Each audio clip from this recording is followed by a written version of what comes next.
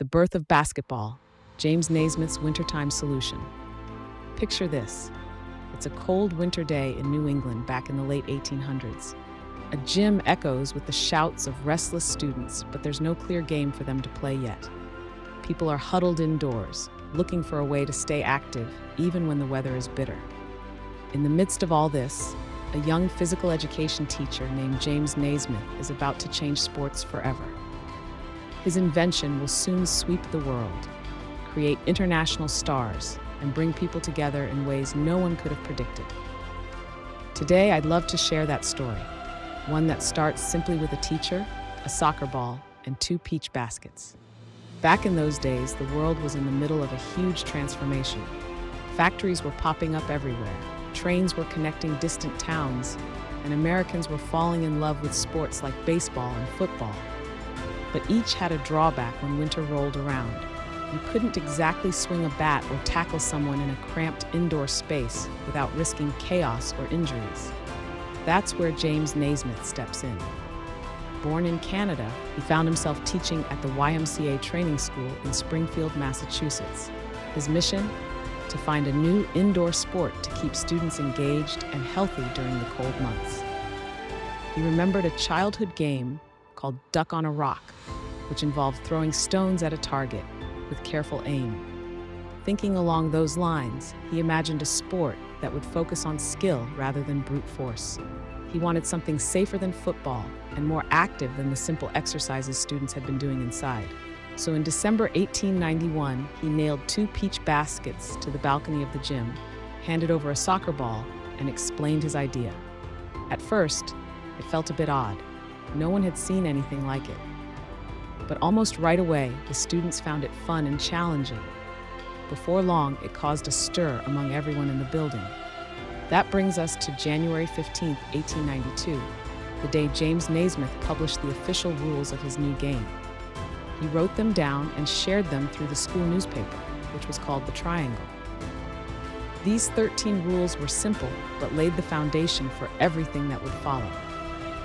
While modern basketball rules are more detailed, the heart of today's game can be found in those original guidelines. There was no dribbling mentioned at first, and physical contact was tightly restricted. You couldn't run with the ball, you had to pass it. Instead of tackling someone like in football, you had to focus on accuracy and teamwork.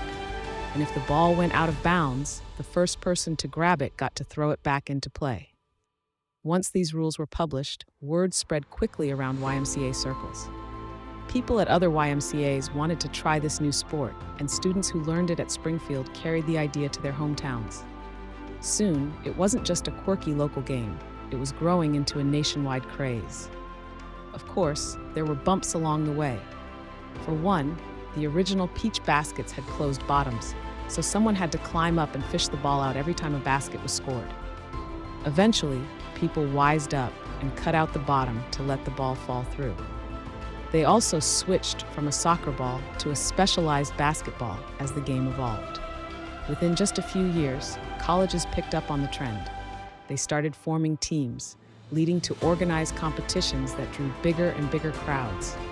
The rules got fine-tuned with each season, and the fast-paced, skillful style of play we enjoy today began taking shape. But even then, no one could have guessed how massive it would become. Before long, American soldiers brought basketball with them when they were stationed overseas, and the game took root in Europe and Asia. It didn't require a huge field or complicated equipment. You just needed a ball, 2 hoops, and a decent-sized room or outdoor court. That simplicity made it easy to introduce to people all over the world. You might wonder why that January 15 publication date is so important. But that moment essentially launched the game beyond a single gym and made it official. The clarity of having rules in print encouraged others to give it a try, confident that they were playing the sport the right way.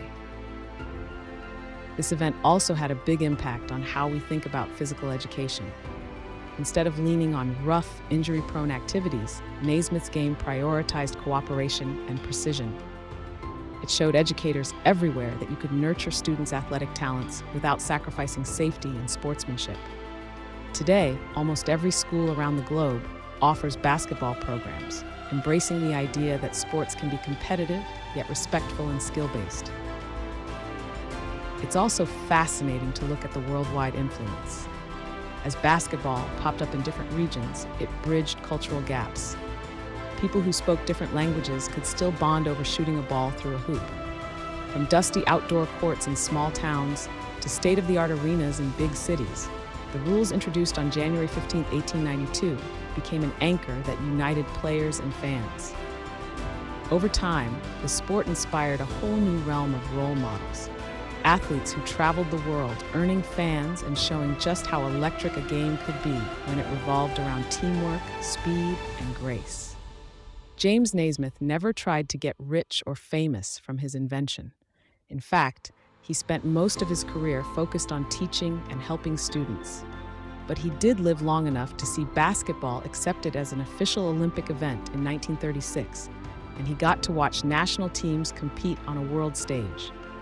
That must have been a surreal moment for him, realizing that a small-scale idea meant to keep students occupied in winter had become a global spectacle.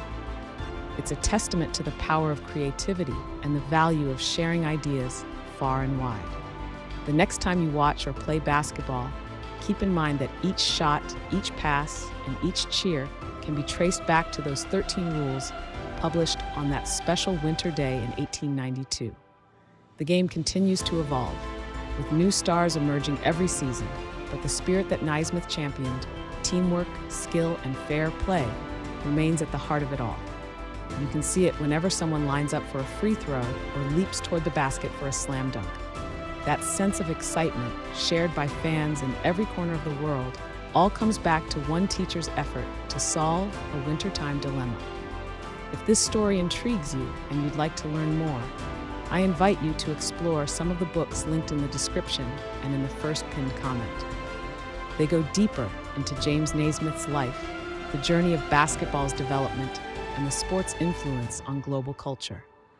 You'll find surprising details about the early days, like how players first reacted to the strange new game, and discover how it became a massive phenomenon cherished by millions.